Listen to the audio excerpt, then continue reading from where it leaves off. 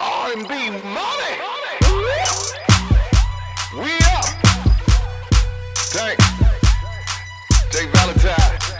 We are the authorities on all things R&B. What's going on? I am Tank. This is J Valentine. The Valentine, and this is the R&B Money podcast, the authority on all things R&B. And we got in the building. Me and his brother go back, like way back. Like we used to rent Lamborghinis from the same guy. Now we can afford our own Lamborghinis. You understand what I'm saying? He can get more Lamborghinis than me now. He can get Lambos. We got this brother in the house, man. I don't know how he did it. I don't know how he's doing it, but he's continuing to change the game and elevate himself and all the people around him. We're going to find out today. Facts. Hitmaker in the building. Yes. Back this shit up. First of all, thank you, bro. No, thank you for having me. Thank you, bro. Thank y'all for having me. Y'all my brothers, man. Appreciate It's you only right. being here, man. I've watched you for a very long time. I think you were sitting in an expedition. Was it right. Expedition? Yeah. In the parking lot at the Underdogs. Yeah. Old joint on in North Hollywood. You pulled and I up pulled in up in a Rolls Ghost. Royce. Yeah. And you had the window down, you was smoking a little bit, you had your leg up, and you said, "Listen, man, you need to get some records from me." And I looked at you, and I was looking at you, and I was like, "I need to get some records from you?" Yeah. You need to get some records from me. I got hits. You got hits. Okay. R&B hits? I got everything. Okay, I'm gonna call you. Nigga was already in his bag. All right, Yeah, listen. what? Cut to, you called it. Yeah. You had them. You got them. There was some crazy times. The Underdogs, bro. Like, I know y'all experience with the Underdogs is way different than mine, but just like catching that wave and being around Damon and Harvey and all them at the time, man, you got to think they had like the Avengers of songwriters and producers all in there. Yourself, Jay, JQ, Dawkins. Yeah, it was just like Tony Dixon. Bro, it was amazing. I learned a lot really at that, and that's what I met Aaron Ray that signed the Interscope or whatever at Underdogs. Shout out to Aaron Ray. And we built our relationship, but man, damn, shout out to Damon, bro. I just seen his Vlad TV interview. You are a wild boy. Listen, and if Hitmaker calls you a wild boy, Hey, you a wild boy. Listen, I used to live with him. So, when I was damn near homeless, he let me stay in one of his rooms. He was solid though. He was cool. No, man. listen. We was up on top of the hill, and the pool it would simmer, and the steam would come off of it. We used to call it hot dog water.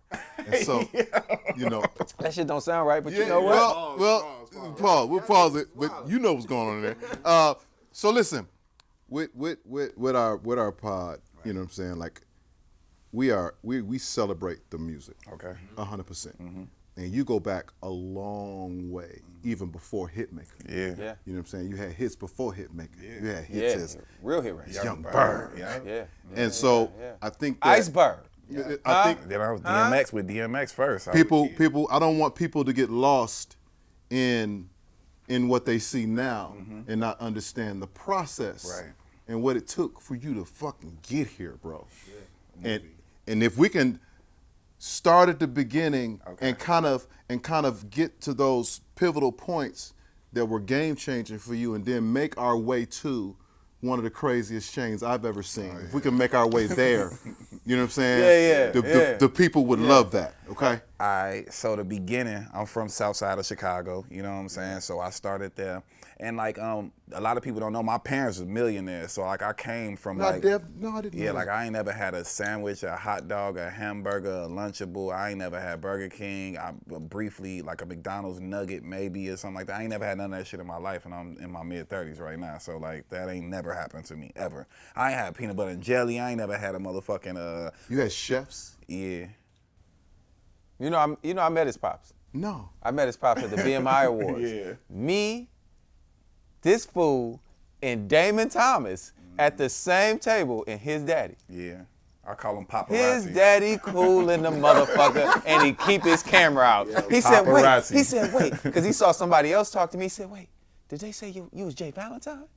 I'm like, yeah, like, nigga, I ain't put out records in 100 years. He like, I know who you are. Let's take this picture. He said, because I'm going to get a picture with everybody in here tonight. He in a mix. So, Nah, he not playing. Nah, so that happened. And then I was, back in the day, my next door neighbor was Shauna from Disturbing the Peace or whatever, who had getting some head. Her dad is Buddy Guy, so they were my next door neighbor. They were the first people I seen indoor pool, outdoor pool, flexed up or whatever. So she was in rap groups and she was rapping, and like that kind of like rubbed off on me, my brothers and like all the people around her or whatever. So I just seen it from that view. And then as I got older, I was just a bad kid, bro. Like not really bad, like. Yeah, I was bad. So, like, my parents got a divorce, and my dad went back to the city and lived in one of his apartment buildings. So you were Malibu's Most Wanted? Pretty much. Like, he went back to the hood, and we was living in his apartment building on the east side of Chicago, whatever, because my dad is, like, a real, like, real estate mogul in Chicago. But when they had a divorce, we left the big house, and he like, fuck it, I'm going to just go live in one of my buildings, and I'm going to raise my son. So I didn't live with my mom. I went and lived with my dad. I got, like, the opposite story. So from there, like, man, I started drinking and smoking probably like 6th grade, something like that. Like, so I remember being in love with raps and shit, and like my daily routine, like my dad would give me like $12 for lunch money. I would go and buy like a nickel bag of weed. I would buy a half pint of Seagram's gin. I would get on the bus and write raps and go to school. And At what age? This was like 8th grade, freshman year in high school. You know what I'm saying? Like, I was wild. And I used to have a crackhead go buy me a half pint of Seagram's gin. Hold on. Hey man, you guys, you and this guy, you gotta stop. No. I did my research on him. He's different. Yeah, he's different. Like for real. Oh, man. From there, I ended up meeting some street niggas. You know the whole story. And then pretty much I created a demo with this guy named Bugs, who still works with Kanye to this day. They like right hand or whatever. So my demo had Jesus Walks beat on it. My demo had all these Wait. That actual beat.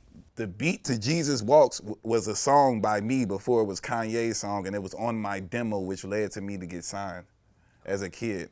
So from there, boom, the dope boy, the street dudes or whatever, they take me, and then like we do the whole little tour. Like I remember Tommy Boy wanted to sign me. I met a whole bunch of different people out here. There used to be a club called Luna Park, and I think like the Lakers had just won a championship. Now mind you, back when I was a little dude, I was like 4'4". Like I was like little Berg or whatever, for real.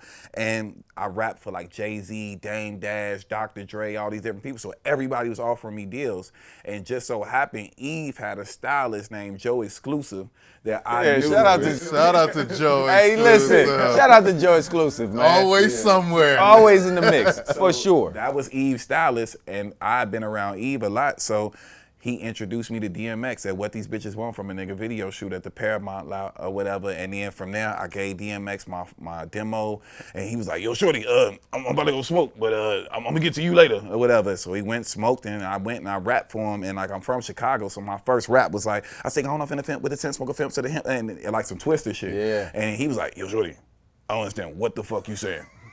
Give me another one. So I did another one, the whole fucking trailer erupts, and the next day I come back, Aaliyah's there, they in the trailer playing my music, they going crazy or whatever, lead to me signing the DMX, and that's how I became Iceberg. 14, like a real kid. But I was like me now. I was smoking cigarettes, smoking weed, drinking, making raps. So who you with? You with your guys from Chicago? You not with Pops? You not? No, I wasn't with Pops, so like you moving like a grown man. Yeah, like I was really rebellious. And you got to think, back in those days, the rapping was about staying true to, like, I mean, I had so many bricks in my raps or whatever. Like I wanted to be industry. Like I was literally selling crack. Like my parents were millionaires, and I was spitting out rocks and selling them to my like crackheads on the corner. Like I really wanted to live that life, like, and be about that with my raps. So from there, my pops and them seen I was so rebellious that they just didn't stand in my way. I was leaving regardless. Whether y'all let me go or whatever, I'm going regardless. So they took me all these different places, and then that was my first time meeting Ray J. And then DMX was just like, shorty, I'm gonna sign you. It's not gonna be quick, but I'm gonna sign you. And I was like, all right, bet. And the street dudes that brought me there, they got insecure because I was working with, everybody wanted to sign me, and I wasn't the lead act. Like the guy's like son was the lead act. Who is son? I won't say his name. He's still in the music business or whatever. God bless him or whatever. So that shit happened, and like this was like my first like crazy experience in the music business. Like, I never forget it. We was in New York and DMX was pulling up the Quad Studio, and they like, yo, DMX want to see you. I was there with Eve, with the street guys. So the street guys, like, they pulled me in the bathroom, like, nigga, you act like you want to sign a DMX thing. We gonna kill your mama. We gonna kill your daddy, nigga. We don't give a fuck about. I'm like, damn, like, I'm a kid, 14. So I see X. I was holding back a little bit. X telling me, like, we got the deal. We gonna give you $50,000 in advance. We gonna do this, but I couldn't really show no love. So we went back to Chicago. And we in the studio, and the guy that owned the studio came in, and he wasn't a rapper. He just went and got in the booth while we was in there working, like, yeah, shorty, I'll bust a nut in your mama's face, and I'll do this, that, and the third. I'm like, damn, this nigga dissing me. Yeah. So I went in the booth, and I lit his ass up, flamed his ass up. And shit, from there, when I came out the booth, pop, pop, niggas just started putting hands on me or whatever, and they, like, locked me in a room, and, like, Bugs was the guy that pulled me out the room, and then that's how I got out my contract with the street guys or whatever, and then I signed my deal with DMX, and that's how that started and left. So Bugs was the he was the producer. He's a top producer guy that just taught me all the stuff. Like, was he a street guy? No, he's a producer. He's just a music guy. But the street guy that was running this shit was on some Suge Knight shit. So when, like, after he rapped and after he put the pieces on me, he, like, handed me a pen and a paper, like, write a rap, nigga, write a rap. I own you, nigga. And then I was a kid, so once they put hands on me, I went back and told my parents, and that's how I got out that deal with the street dudes. Gotcha. And then DMX signed me directly. Shit. So yeah, that's like early. And this is the beginning. Yeah. This is your first experience in the music business. Yes. Amazingly enough. So that was pretty crazy. And then that started the DMX era, the Bloodline era. Like, rest in peace to X, man. That man was really good to me, you know what I'm saying? Pause. And man, I mean, he stole my first piece of pussy. Like, I was still a virgin. He dirty stole my first piece of ass. Like, he stole it. Was it really yours though? Because yes. he was the star. Yes, but look. Yes, it was mine. It was mine. Listen, we all know how this shit goes. Genuine took a bunch of mine. So look, we in Canada filming Exit Wounds, the movie or whatever, with Steven Seagal and all them, and I'm up there with him while he's up there, and we go to a club and we vibe, and he loves pool, so we go to a club that got pool tables in it, and we vibing and whatever, and I found me a joint.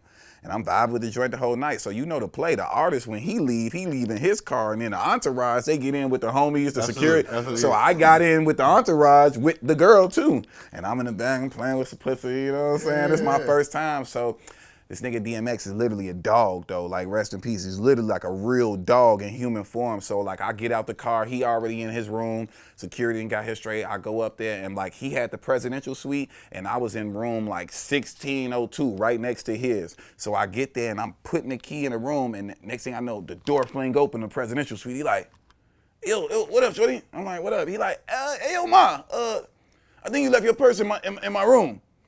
And we never been to the hotel at all. Like, we met these women at the hotel. And she made a beeline away from me, and I never seen that woman again. So what I'm going to tell you, my brother, it wasn't yours. It wasn't yours. you weren't Hitmaka yet. It wasn't you wasn't Hitmaka, and that was your introduction into this shit. Yeah, I was trying to jump in the game, man. He took my vibe away from me, man, for real. Shit. So whoever you are, young lady, if you're watching this right now, you're not low and you're viral now. You're viral now. So what's the next pivotal point, do you think, after signing the DMX? Now it's time to show and prove. You got to put some numbers on the board. Yeah, so I think that X, when they gave him the deal or whatever, he was just so on fire that he didn't really know the business of it. And that's Bloodline Interscope, or what was that? Def Jam. Bloodline Def So Jam, he okay. wasn't in the vibe of really creating a business. He was X, you know what I'm saying? But he had the right people around him. Shout out to Jazz Young, Tina Davis, Kevin Lyles, Leo, all the people that was around or whatever. So at that point, the nigga gave me a dog and was like, shorty, you gotta take this dog everywhere with you. So, like, I literally had a dog, a pit bull, and I took the dog everywhere. Dog taking a shit in Def Jam in front of Leor office. They ain't saying nothing to me or whatever. Like, I'm really running around with a dog from there. At 14 too. Yes. So here's the crazy chain of events. So now I got guns and shit in my house or whatever. Like, I'm wilding. So, like, one of my peoples double cocked the gun while I wasn't there, and the gun went off, and I was living in a townhome, so the gun went through my floor and went through a baby's carriage, but thank God the baby wasn't there. So the police rushed my crib that they had paid for me. I was living in Edgewater, New Jersey or whatever. This word got back to my mom and my dad, And then, you know, them being rich people, I'll never forget, I went back to Chicago and my mom hit me like, yo, I want to take you to the mall. And I'm like, oh, shit, I'm about to go back to New York. I do want to grab a couple of things. Come on, let's go. So we went, she getting all these mysterious phone calls and shit. I'm like, what the fuck is going on? She like, oh, it's my new husband. He's going to meet us at the mall. So we go in the mall, I buy some shit. I come out. And it's 2 Samoan niggas, like 6-foot niggas at my mom's car. And I'm like, what's up? And they're like, hey, Chris, these guys are working on my house. And they're like, oh, we hear you do music. Good to meet you. And I'm like, yeah. And then my mom was just like, Chris, you got to go to school. And just went and jumped in her car, nigga, popped the trunk. And it was all closed and shit like that. So now I'm in the parking lot of the mall fighting with these 2 Samoan niggas. They put me in cuffs, the plastic cuffs, and they put all the shit out my mom's trunk and put it in the car. And they put me in a rental car. So now I'm just riding. What? Yes, it's a real They kidnap story. you? Yes, I'm riding. I got a record deal. I'm signed to Def Jam. I'm doing all this shit. So we driving. I'm like, all right, bet we in Chicago. Now we downtown Chicago. I'm like, oh, where the fuck we going? They like, we can't tell you nothing. You'll know when you get there. So now we at O'Hare Airport. I'm like, what the fuck is we doing at the airport? So they holding me as we walk through TSA, and it's 2 Samoan dudes, and there was a black lady. She like, get your hands off that boy. What you got? I'm like, I don't know them. I run away in the airport. I run to a dead end, my dumb ass. I'm like, man, just take me wherever y'all gonna take me. We get there. We get on the first plane. We go to Vegas. They give me a note. The note was from my mom basically saying she signed away all her child parental rights to a concentration camp type shit, and I was going to school or whatever. And from there, I ended up in Spokane, Washington. From there, I ended up in Thompson Falls, Montana. And that's how I lost my record deal with DMX. They put me in a boarding school to where you couldn't look at girls, you couldn't have condiments, blah, blah, and they paying $5,000 a month for you to be there. So while you're there and they telling you a piece of shit, your parents is going to seminars to convince them to tell them this is the best thing for you. Now, me being a delinquent, I acted up there. They sent me to Jamaica to some shit called High Impact. So I had to walk. The same school sent you to Jamaica, Yes. or your parents? So they signed over their rights. These people are just moving you around. They signed over their rights. I was acting out in Montana, and they sent me to some shit called High Impact in Jamaica. I had to walk 100 laps with a 10-pound brick on my back to get back to Thompson Falls, Montana, and I did that. And then my father finally came and got me like 9 months later. I didn't know 9/11 happened. I didn't know nothing. You couldn't watch TV. You couldn't read books. You couldn't do it. So you basically just cut off from the world. And that's how I lost my record deal with DMX. And what's the name of this school? It was called Spring Creek Academy. And if you Google it right now, like they got shit where like the guards were sexually harassing people. Like they found out that the owner of the shit was a molester. Like it's like a crazy, crazy story. Like kind of what Paris Hilton went through. Oh, they sent there to a boarding school too? So, yeah, they sent there to a place. And people don't realize that, and not even just black, any, like rich people. Mm-hmm. Rich people send their kids to boarding school. Mm-hmm. Like I was this on is the way a thing. to a boarding school. Yeah. My mama said, you do one more thing. So what happened? They You couldn't- out. Your parents couldn't afford the boarding school? That's why you didn't go? No. You ain't do that thing. What happened? I think that's what saved it. The $5K a month. That's when I got kicked out of school.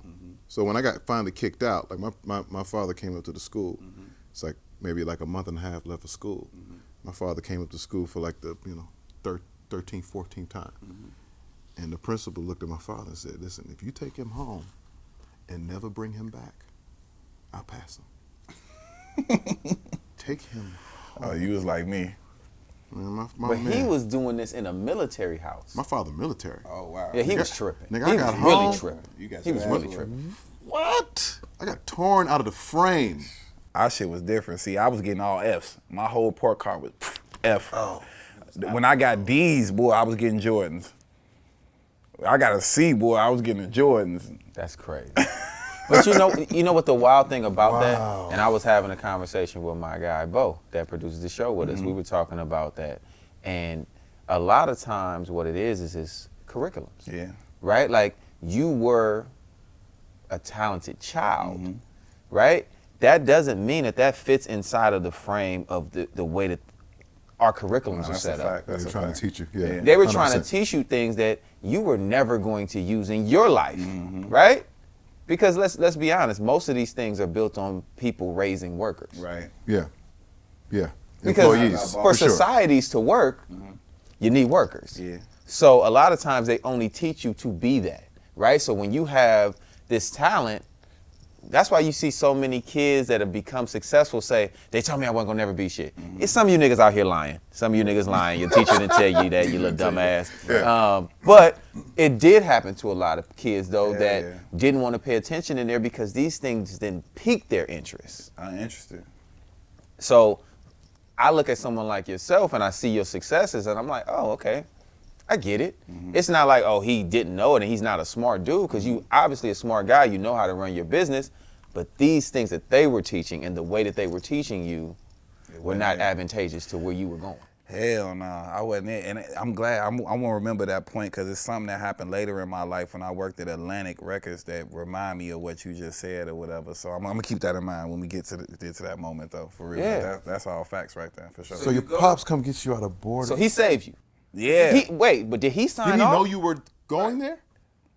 You know, I've been so bad. You know how you just so terrible to your parents that your dad might drop mic and be like, man, you can't even get, your mama, my parents I did divorced, everything I could do. My mama harping on doing this shit, but I ain't put him in a position to where he could throw any more flack back. I'd already been so bogus that it was like, all right, bet, go ahead. You know what I'm saying? So he came and got me. I found out 9/11 happened. I found out Aaliyah passed. I ain't know nothing. Like I love Aaliyah. I got a tattoo of Aaliyah on the back of my neck before Drake and all the other stuff or whatever. Shout out to Drake. But so from there, like my dad would just put me on game, like, yo, you know you got cousins that do music too. Like Kenny Gamble is your cousin, Gamble and Huff. I'm like, who is that? And then he started putting me on game with like all the records they had wrote or whatever. So I'm like, damn, that's what's up. And my dad took me back to the city.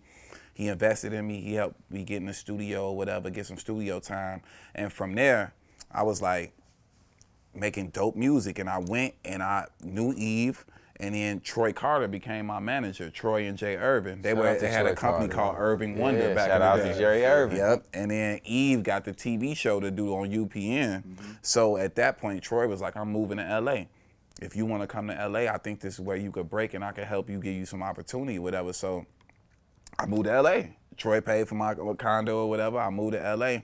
And then I was out here and I was working with Troy. And then the first project they got me was Eve. I wrote the title track, the hook to the title track on Eve's album, Evolution. And I was like, damn, like I didn't even know what ghostwriting was or writing, whatever, but I was just doing anything to get a couple dollars or to do anything to be in a mix. From there, we did Barbershop soundtrack that Eve was on. And then I ended up meeting a lot of people, and I met this girl named Morgan Smith that Eve was the executive producer of the project, and Troy and Jay had signed her to Interscope. And she was a young woman, pretty rapper, beautiful girl. And I wrote a whole album. And so like, the project was on Interscope. Rapping. Yeah, I wrote the whole album, top to bottom, executive producer, produced it, whatever, you know what I'm saying? I was pretty much her. So that was my first way to get into the game, and I never forget this shit. This nigga, well now, Troy, my brother now too, I'm gonna say this, it's my life story, it might as well say it is what it is. So the nigga, Troy had me wearing like his diamond chain. This back when diamond chains first popped off with the dog tag or whatever. I was wearing this shit. And the nigga, we in there, we working on the album. I remember we doing this shit and I'm like, well shit, what's up? Like, you know, like I wrote the album, like, it's time to get paid. Like, what's up? Y'all got some bread for me? He like, nigga, that chain, that's your payment for the album. I'm like, yeah, what's it? But he was my manager and my dog, and I love Jury so much as y'all still can see that. I was just like, yeah. You know what? All right, I'm gonna take the chain. I'm gonna ride it out. And this is the funniest part of the story. So we go, and House of Blues still alive and it's still running. And they were managing Jadakiss at the time too. So I went in there, I got drunk with Jadakiss on Hennessy, I'm loaded or whatever. Me and Troy, so you know you get loaded, so now I'm mad about not having no money. You know what I'm saying? Like, yeah. Fuck this goddamn shit. Y'all know Troy a little too. Me and Troy got into a fist fight altercation in front of that fucking. These niggas had a lightweight battle. A 130 spy. In front of the House of Blues, like you know where the London is, like right on that little road. What are you talking about? Y'all ain't the only two niggas who've had fights right there. So we fought, and he took the chain, and the chain popped or whatever, and he took the chain. So now I'm like, damn, where the chain at? He like, yeah, I'm gonna get it to you, whatever, blah, blah, blah. And he ended up giving the chain away. I ain't gonna get into details about that, you know what I'm saying? Because that's my dog or whatever, but he gave the chain away, and I was just like, damn, like, I just felt so betrayed. Like, damn, I wrote this shit subsequently, the girl ended up getting dropped. Her mom was a movie, and all that other stuff happened. So now I was just back at square one with Troy and Jay. Maybe 17, 18. 17, 18. Something like You that. still ain't really grown. Nah, at all. So from there, like I'm on hard times, you know what I'm saying? I think Troy and Jay, I remember that's when they became like the, remember Vincent Herbert, they did a deal with Vincent Herbert and they had like this fucking office on Sunset or whatever. Yeah, blah, blah. Yeah. And it was a Matthew company, Knowles Matthew was up Knowles there. was a part of it. Yeah, Exactly. They did a deal yeah. with Matthew Knowles. It wasn't Shout out to Vincent Matthew Herbert. Knowles too. Yeah. Huh? Yeah. Shout out to Matthew. I like the man. I like the man. I like how he think too, man. So that happens. And then I think the timeline from there is that me, Troy, and Jay, we end up parting ways. You know what I'm saying? Behind that or whatever. Or they just got too busy for me. You know what I'm saying? Like, so I was out here and I ended up moving in with my weed man. You know what I'm saying? And my weed man was a club promoter at a club called Privilege. And this is back in the era of TK. Y'all remember when TK come on now, was talk around? about it. You know Yeah. TK worked for Hypnosis now. The people that's buying all the catalogs or whatever from people. TK worked for Hypnosis. Shit. He's gonna find a way. Yo. Shout out to, you know what? Shout out to Los Angeles. Amen. Because Los Angeles is a place where you can find it. Hey, listen, TK had it on lock had for a it second. on lock. Club God, snatch. snatch. On lock. Oh my God. Kidding me? That's when LA was really That's when LA was LA. Yes. Yeah. Fuck On Mondays. Mondays. Fuck Monday. Fuck Mondays was the shit. So I was doing that. My weed man was a promoter at the club. So he ended up introducing me to DJ Echo. And Echo was at Power 106. And then from there, I remember I did this song called Sexy Lady. And like we didn't have no engineer or none of that shit. So like, Now, we're not just gonna let you just breeze over that record though, bro. Like, No, but I thought he was gonna get into it. he goes into it, we got to take a shot. Yeah, come on, man. Yeah. Like, Yeah, nigga, that's a that's what it motherfucking started. hit record, Yeah, man. yeah. Come on, don't play with the record like it's weak. So No, look, this dude Junior, who sings the hook on Sexy Lady, was like my brother. His sister was so beautiful. Oh my God, man, I loved his sister. She was one of the baddest chicks ever. But so that's a sidebar.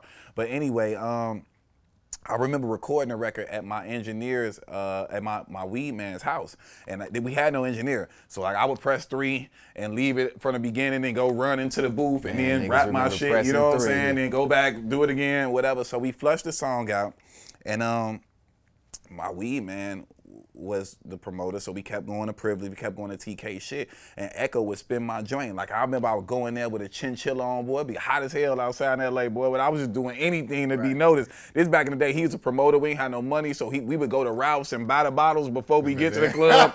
He would sneak them in through the back and then bring them out And to y'all us or going whatever. crazy. Now y'all in there going crazy. Like we doing a vibe. So the song starts bubbling, and then we created a database of, he used to hand a clipboard out at the club and get everybody's number and get all everybody's shit or whatever. So from there, Echo was like, this song is kind of blowing up. Like, I want to take you to a Power 106 mixer meeting. So I go to Power 106, I tell my life story for them niggas.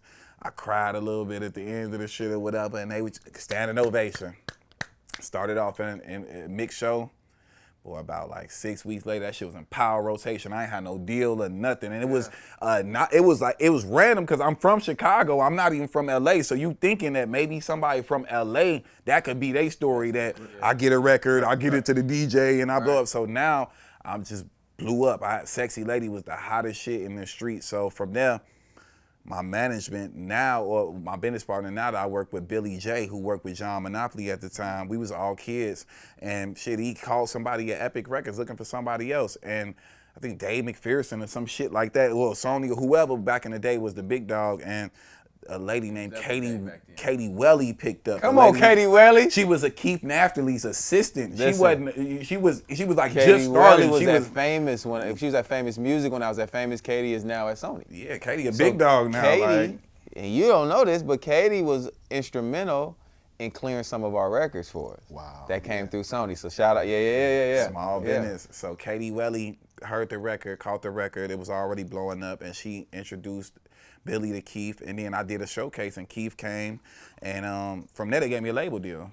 Like, yo, shit, here, take it. You know, I didn't meet Charlie Walker, I just met Keith or whatever, and then they gave me the label deal. From there, the record was already blowing up, and then Junior, the guy that was on the hook, got the big head and was like, nigga, they don't even like your part of the song. The song is really about me, is the hook. I'm like, nigga, you ain't write the hook, though. You know what I'm saying? You the nigga singing it, and you my brother. So you know how the labels So did work. you write the song about his sister? Hell no, nigga. Okay, I'm I so thought broke. you, Nigga, I was you just writing said the you song, said something nigga. about the was so bad fine, sister. I'm like, Yo, his sister was dating TR at the time, shit, man. She nigga. about to go. Jason Josh, yes. oh shit. Yo, so, Yeah, we knew his interview was going. so from there, that happens, and we get the deal. Junior gets the big head. So Junior's supposed to be signing my company. They went backdoored me, Epic, and signed Junior to his own deal. Correct. So I'm like, we had this demo together and all the other shit. They wanted the songs. I'm like, I'm not giving that nigga no song. Y'all gotta give me $250,000 just to walk in the studio with this nigga. So they never did it. They sent him on a world tour, and then they end up dropping the nigga or whatever off his shit.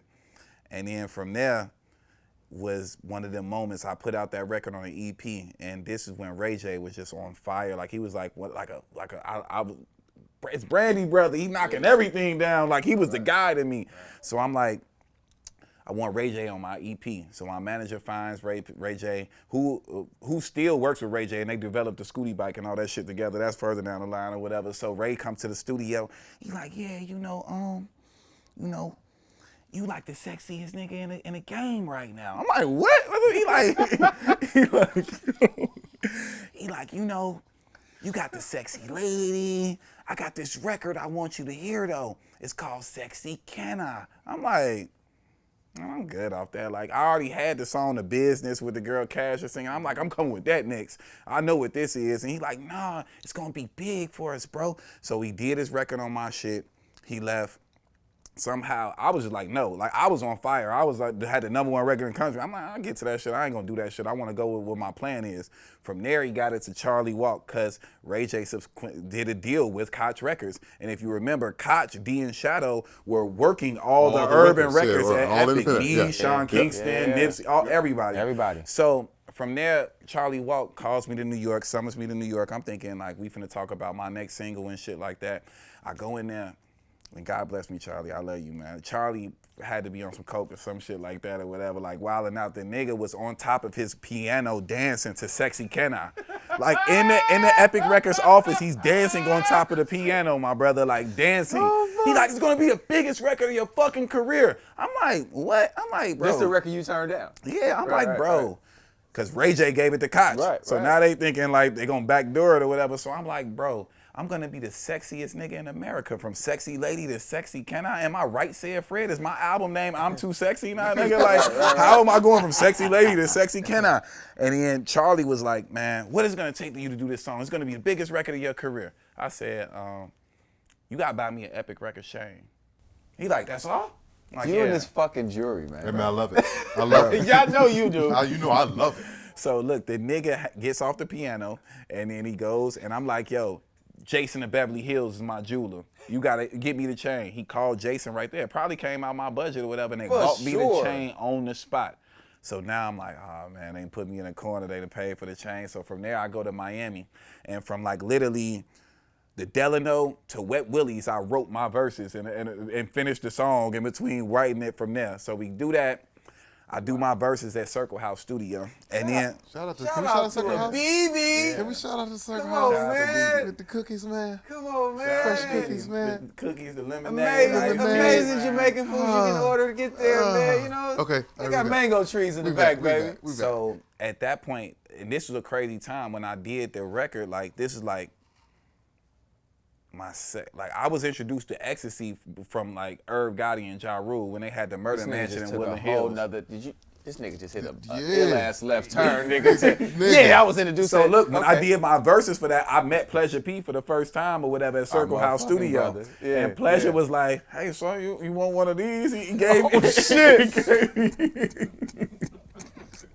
He gave me some ecstasy or whatever, so I went Oh, fuck. and I did my verses for the song. And I remember Pitbull was there. And I'm like, bro, you want an ecstasy? Because I'm so geeked up off it. He like, nah, Papi, I'm from Miami. If I'm going to get to it, I'm going to get to it. I'm not going I'm not going to play with it, bro.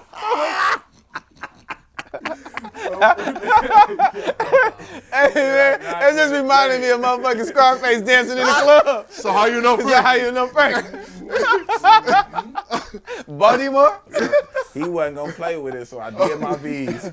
And I never forget.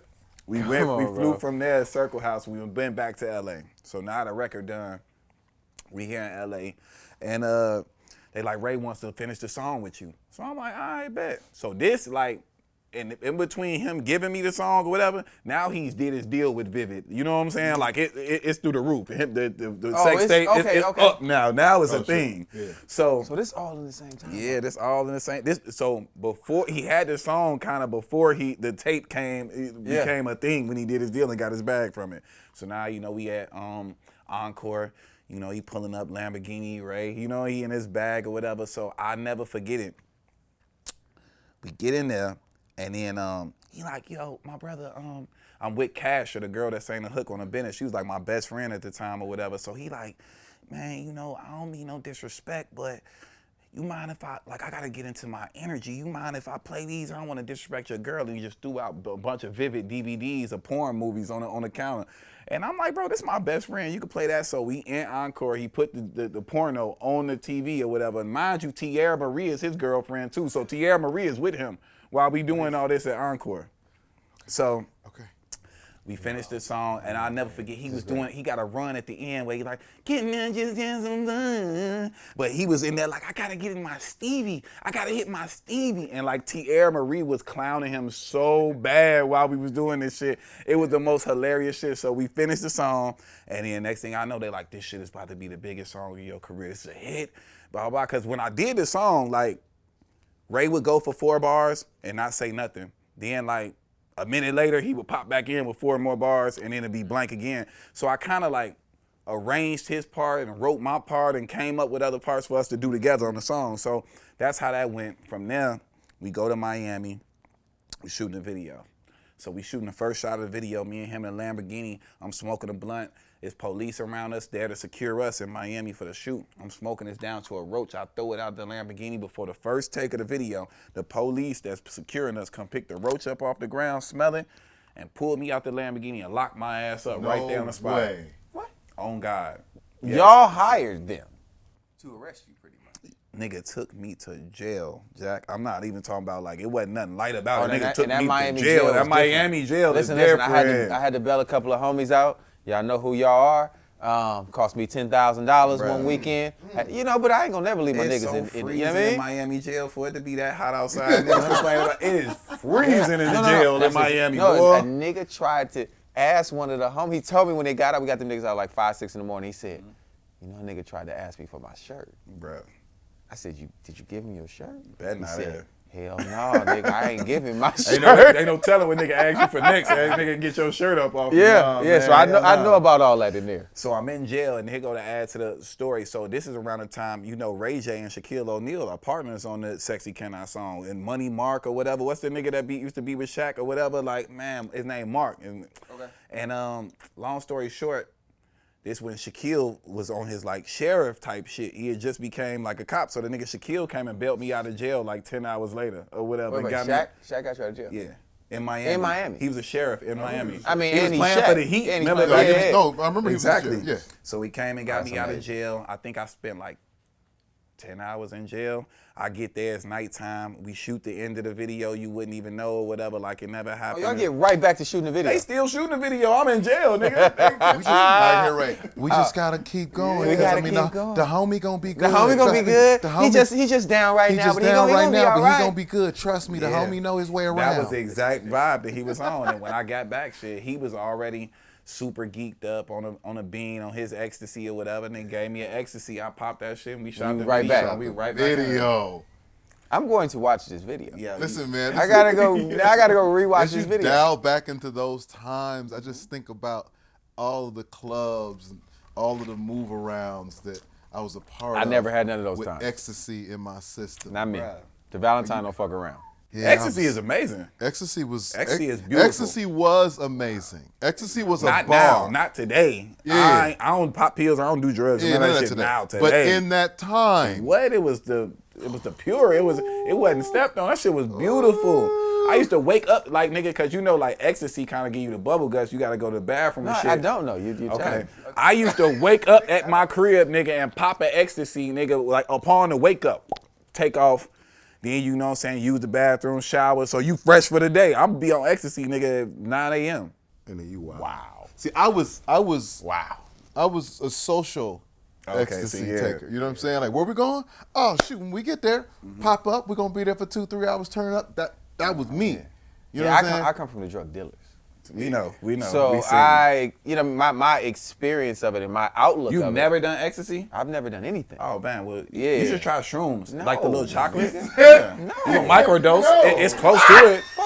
Without the hangover, without the bullshit that come the next day, you microdose a little bit. You'll be a vibe. Shrooms You'll great. be a vibe. Shrooms is great. You think you popping that management shit now? You think you talking cash money hey, shit? Tell hey, him, listen. boy. That shit like Shrooms, superpowers, boy. Hey, listen, he already called me with 15 ideas already in the morning. You will have 82. Bro. I'm cool. Listen, Overflow. I appreciate, what y'all trying to do. I ain't going. What y'all trying to do? Yeah, so I ain't ecstasy was beautiful back in the day, man. We do Sorry that. to get out. All All right, so what happened? So we do that with Ray. Finish the video. Finish the video. And then they put that sexy can out, and I ain't gonna lie, that shit It was a rocket shot ship. like It was a rocket ship. Rocket. It was a rocket Movie. ship. I never expected it to be that. Never. Because you got to think, nigga, they had put like Styles P and other niggas before they put me on the record. And then they was like, visually, this don't match up. Styles P like was super hard. You know what I'm saying? Right. Like, sexy Way came more out, so grimy. they went and came and got me. And man, that shit took off like a rocket. Next thing I know, me and Ray J like back-to-back tour buses, nigga, on the road promoting Sexy Can I? Which I've seen some of the craziest shit on the road with Ray J. Shout out to him in his relationship or whatever now, and him and Princess, I have nothing but respect. But y'all gonna get these stories from that era too. He's different. It is what it is. Ray I'm was gonna tell. different. Sorry, Ray. I'm gonna tell the story. No, listen. All roads in the music business. Now, fuck the music business. All roads in entertainment lead to Ray J. In some way, shape, or form. Somehow. All roads. Somehow. Nigga, all roads like Ray J a fucking urban legend. Nigga, Ray J took Whitney Houston to Compound with us. And there you have it. I'll never forget this shit ever. Like Whitney, and this was my first time meeting Whitney. She was a gangster. Like she for was sure, one for of sure. them ones. Like Yeah. for real. Like Yeah. we in there, like she smoking us cigarettes, chain smoking cigarettes, vibing. We at Compound, we in the back waiting. She like, man, send one of them motherfuckers in there to go get us some Patron. They came out with a gallon of Patron for us. Me and Whitney throwing back Patron shots out the gallon together. From that night we went in there, she came in the club while we performed Sexy Can I? She was standing in the club with us. There's a picture on my Instagram of me, her, Ray J from that night, nigga, walking in Compound, like no cap.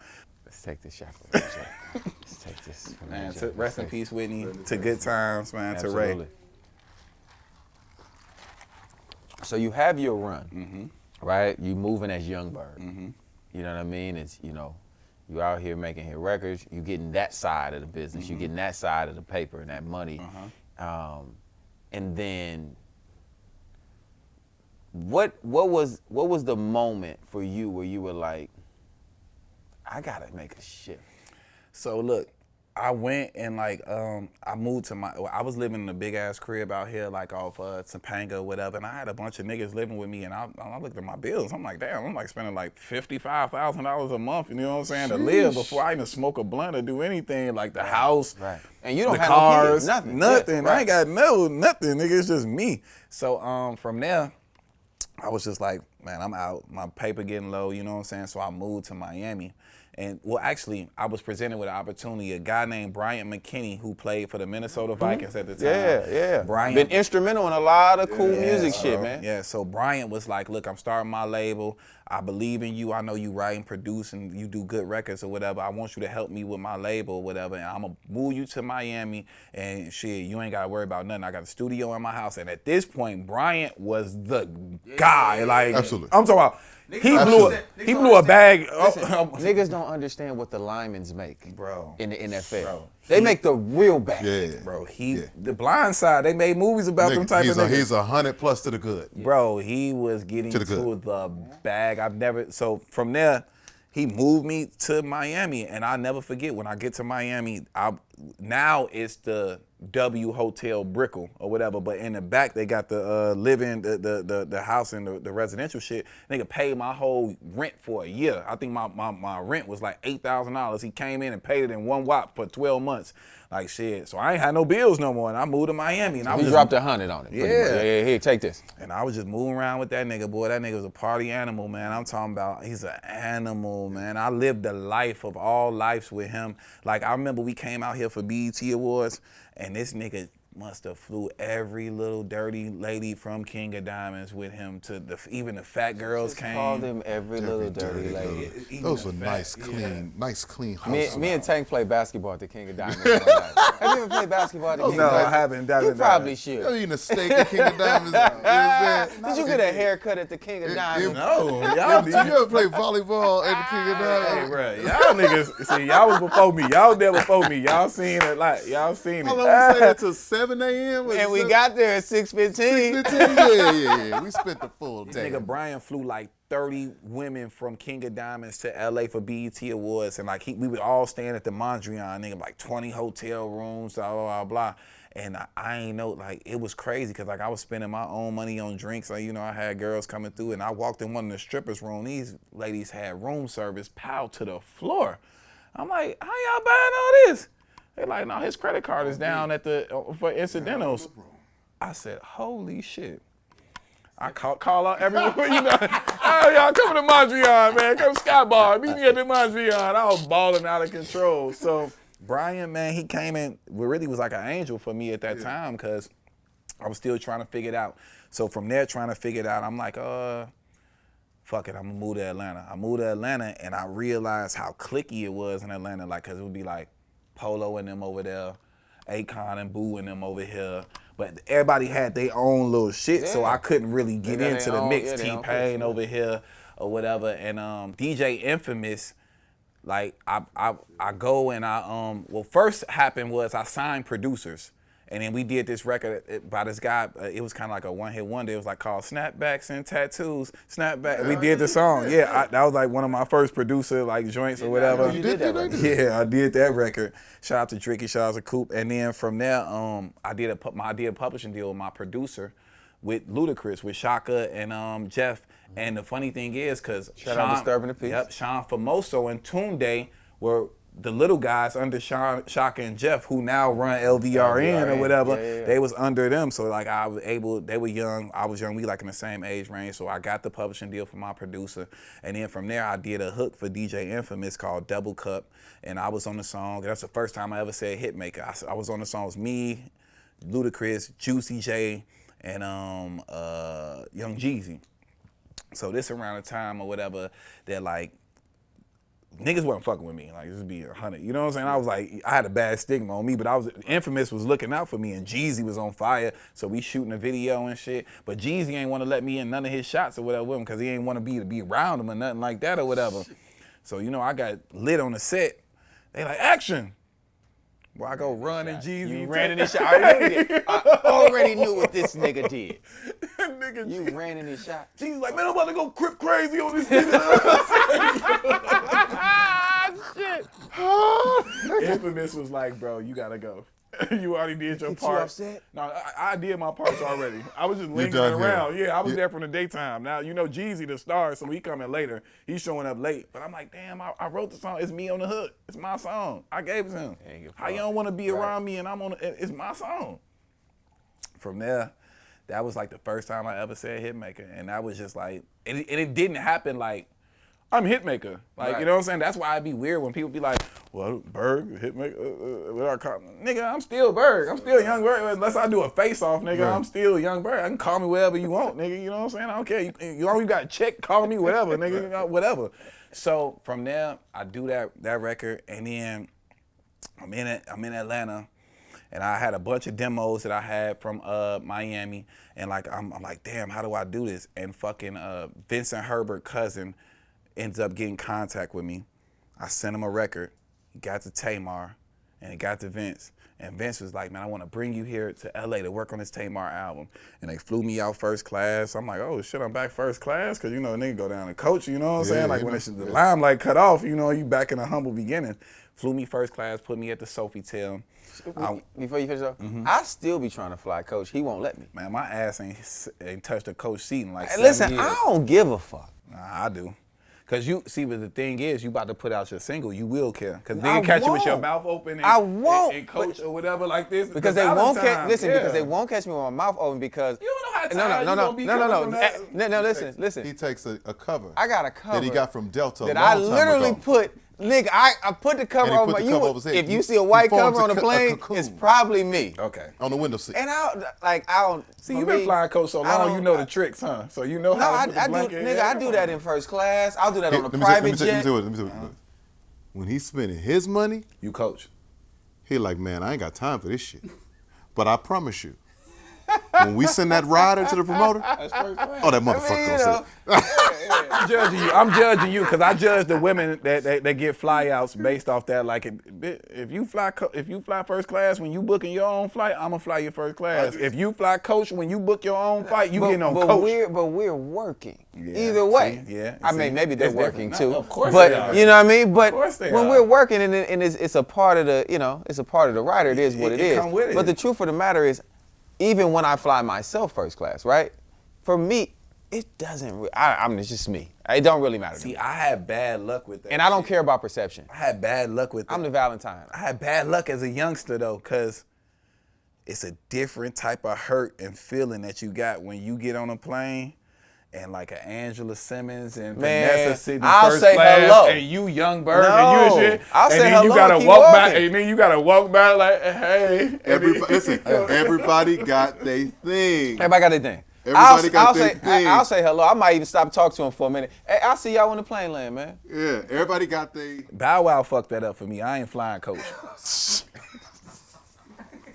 And Bow my I don't nigga, give that's a my fuck. dog. You I know don't Bow give a my fuck. dog. Me and Bow had dark days or whatever back in the day just over whatever stuff and women and stuff like that. But man, that's my dog now. But Right. I'm not going coach. I don't care.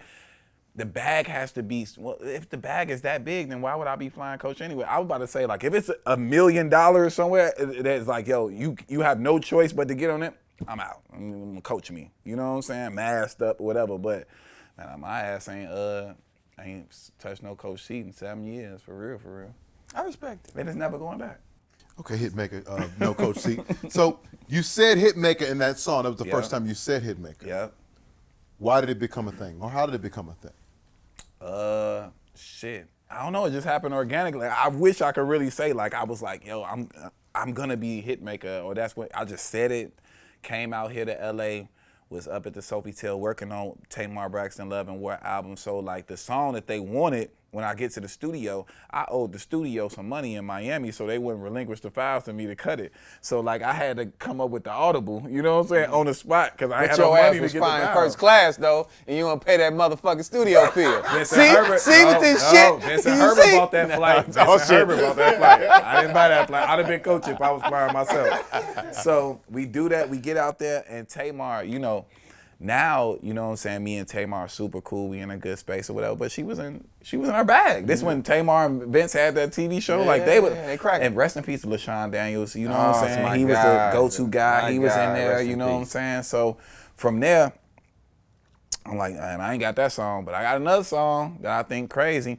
Played it for her. It's called The One or whatever. Ended up being her single on that project, and she loved it. And they went in there and did it. They took my tag off the song. I'm like, damn, like, you know what I'm saying? So I created a new tag to where I just scream on the song in the background and made it a part of the shit so it still stayed on the song. And that was like, I was like, fuck it, I'm moving back to LA. Like, you know what I'm saying? Vincent Herbert was supposed to sign me, give me a deal, and do all type of stuff. It never panned out. I mean, show love to Vince. I just seen Vince at Circle House recently. And I moved back to LA, and that was kind of like the start of like, all right, bet I'm gonna take this LA shit seriously again. You know what I'm saying? I'm Hitmaker now. I'm gonna do this. I did my first publishing deal. I did my publishing deal, who I'm still in a publishing deal with Mike Karen at APG. And boy, Mike lucked up on this shit. Mike might be one of the best businessmen in the game. I think Mike signed me for $13,000 or some shit like that, nigga. Back then, this was in 2012. It's 10. It's 10 years later, I'm still signing Mike Karen on publishing. But we good, and I got a joint venture now. And we got Right, all, and you know, obviously he- you've we made it right. renegotiating. Yeah. Right? So no. Several So times. here's the other part, because we always talk about this, right? We did this show so it would, yes, we want to have a good time. We're gonna crack jokes. We're gonna do what we do, but we also want this shit to be informative. Yeah. Right? And I think what happens in this business is people always look at things as somebody fucked me over. And I know he does and I do. I look at things as someone gave you an opportunity. Yeah. Now, if you don't want that, unless they put a gun to your head and made you sign something, right? If you signed it on your own, you know what I'm saying? And Clear mind. maybe you weren't on ecstasy like you guys. Oh, no, yeah, but I was you know what I'm saying? But you can't sign deals on ecstasy. Yeah, you can. Shit, I hope you don't, because everything is good on ecstasy, so you don't want to sign the fucking deal on ecstasy, kids. Yeah, we can do it for 20 songs. Fuck it, But 20 what I'm songs saying in. is, like you said, You looking for a lighter? Yeah. you sign that deal. If we can find my man a lighter, that would be amazing, guys. Somebody.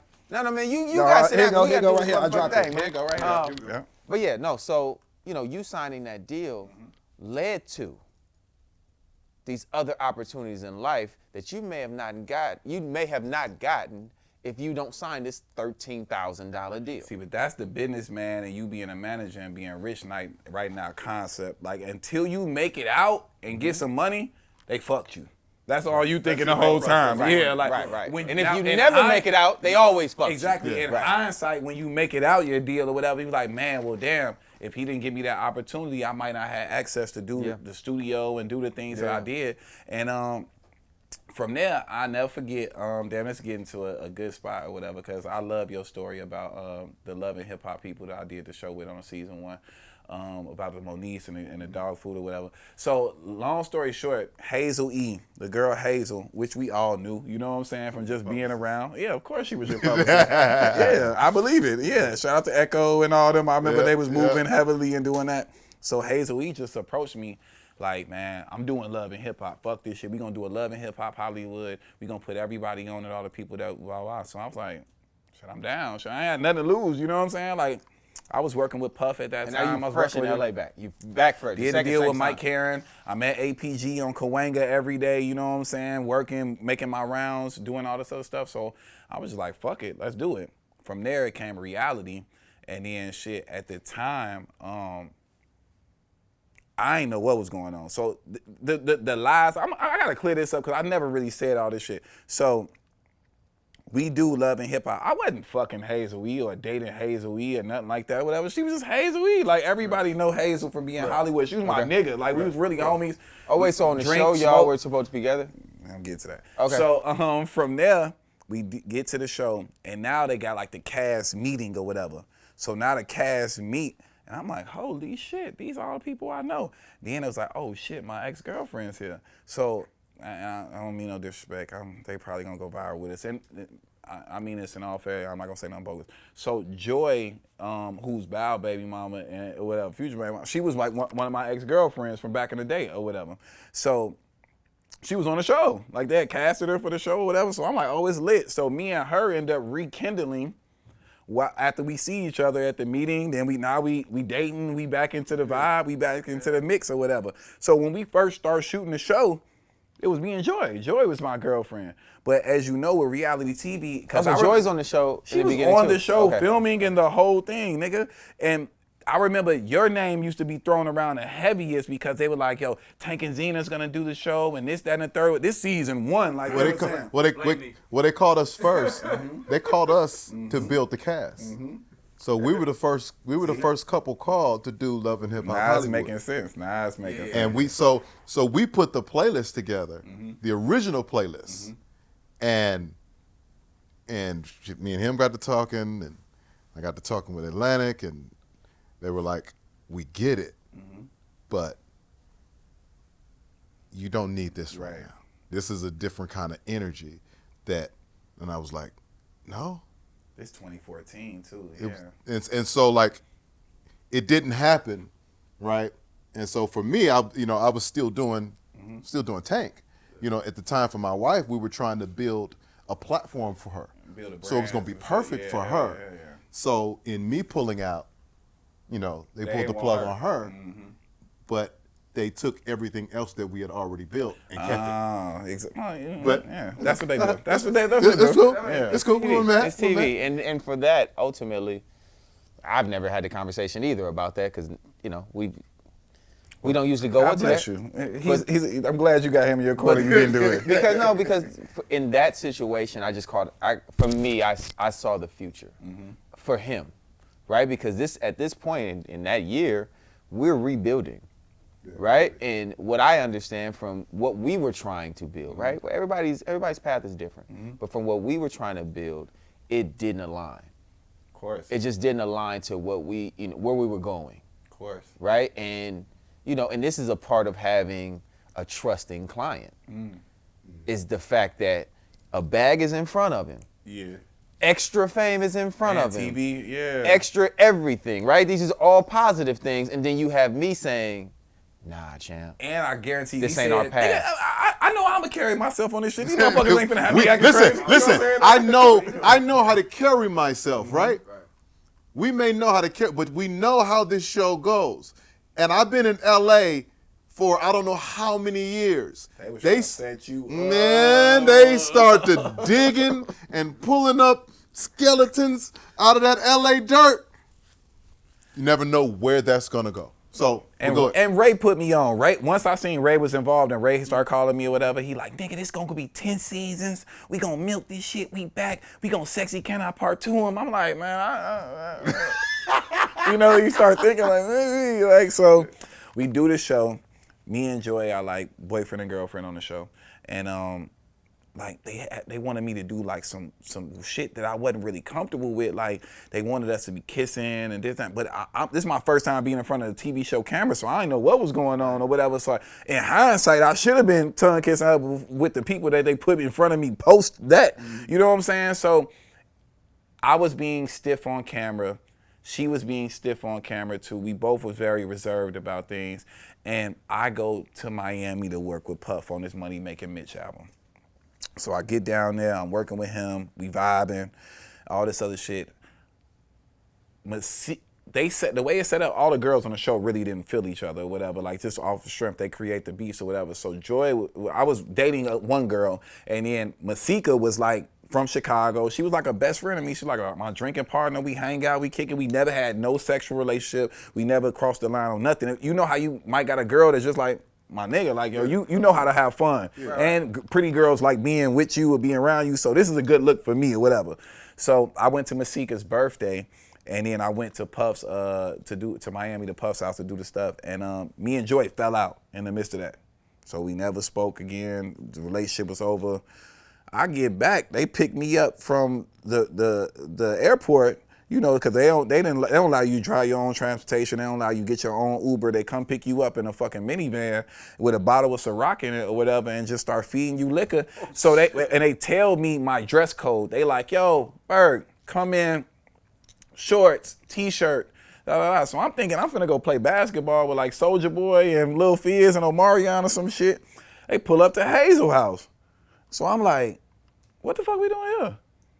They like, this is where the scene is at. Yeah, they bring you to the scene. Okay. So now I'm just like, oh shit, I ain't know what was going on. And I love Hazel, no disrespect to Hazel, our lives more. This is 8 years ago. So from we get in there, and then they basically like, look, we setting it up. Like you had a long night out with Hazel. You guys spent the night together, this, that, and that. I'm like, what? So I ain't even talked to Joy yet. I ain't even spoke to Joy. I just had a girlfriend 4 days ago. I broke up with my girlfriend. I don't know nothing. So now I'm like, hey, yo, fam, y'all finna try and have me looking crazy like that? Like I'm dating a girl on the show and y'all trying, so I'm like, fuck this show. I ain't doing this scene or whatever. So we sitting outside shit, and fucking Mona just appears out of nowhere like Cruella DeVille. Like, bag. You made Stevie J of loving hip hop. Oh, fuck. Yo, I'm talking about that Haitian motherfucking Cruella DeVille out of nowhere. So yeah. she like, yo, you're my Stevie J of Love and Hip Hop Hollywood. This show is gonna be based around your interactions. This is good. I'm like, no, fuck that. Y'all trying to have me look like I'm two-time and my girl on the show? Like, I ain't even spoke to her. They like, look, she like, look, nigga, we fired Joy. She's not on the show no more. I'm like, what? Like, yeah, she's fired. She's no longer on the show. And I can't call Shorty because we on the out. I don't know what to do. Yeah. So I'm like, you want me to go in there and be myself? Like, just be me? And they like, yeah, just go in there and do it. However you feel, just do it. So I go in there and they got her capped up. You know what I'm saying? She's in a robe and lingerie, negligee or whatever. And like, granted, I'm gonna be clear on this because I know it's gonna go viral and, you know, she might have something to say or rebuttal about this, whatever. I had slept with Hazel previously or whatever. It wasn't my girlfriend. We had already slept together, but it wasn't like we were actively dating or whatever. In our past, from her being a publicist and whatever, back when I used to live at the Archstone or some shit like that or whatever, like that was what it was. So we get in the vibe and she's like putting it on like heavy, like last night was amazing, blah, blah, blah. And I'm just looking like an asshole because I'm like, you ain't my bitch. Hell no. Like, we ain't did this. We ain't, And then shit, I kind of dogged on her. You know what I'm saying? Like, and I left the scene. They like, this is amazing. This is great. So it turned out how they wanted it. Yeah, and I'm like, what? Nigga, this girl crying inside, throwing shit inside her crib right now. Like, now granted, speaking now that I know in hindsight, she might have been putting on for the camera too. You know what I'm saying? Because everybody look at it as they out. You know because what I'm saying? if you don't, you get X'd off the show. And this what I didn't know. This what I found out later. If you're not in the episode, You don't get paid. no. So you can shoot 300 fucking scenes if you want. If your content not good and you don't make that screen, you won't get paid. So as much as you went to Zara and bought your little bullshit or whatever, man. like, Shout out to Zara. He made me throw 40 Zara outfits away. Shout out he to did that. You don't get your money back from Zara, bro. I'm talking about I was Zara-ed down. I was in Zara head to toe. I couldn't get it back. I was Zara's first mannequin. Listen, I might not want to always pay for my first gas flight, but you won't catch me in coach with no Zara on. You hear me? Yeah, bro, they wouldn't give me my Zara money back. So that